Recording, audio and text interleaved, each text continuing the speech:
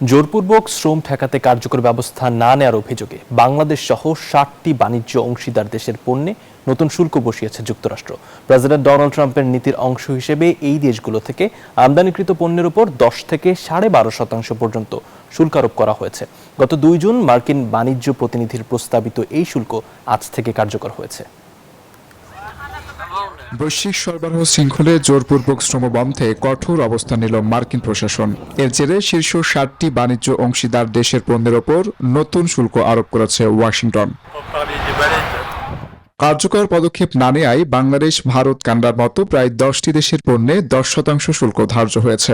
Japan, Switzerland, দক্ষিণ কোরিয়ার ক্ষেত্রে তা ১২.৫%।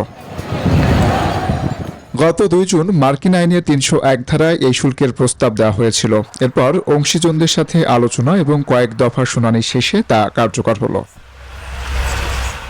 ট্রাম্প প্রশাসনের দাবি, মানবাধিকার লঙ্ঘন রোধে এমন সিদ্ধান্ত অপরিহার্য। এর ফলে বৈশ্বিক অর্থনীতিতে শ্রম অধিকার নিশ্চিতের পাশাপাশি আন্তর্জাতিক বাণিজ্যে একটি সুষ্ঠু প্রতিযোগিতা তৈরি হবে বলে মনে করছে তারা।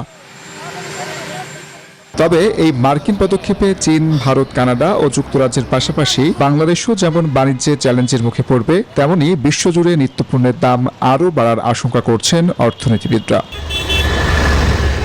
Desk report, news 24।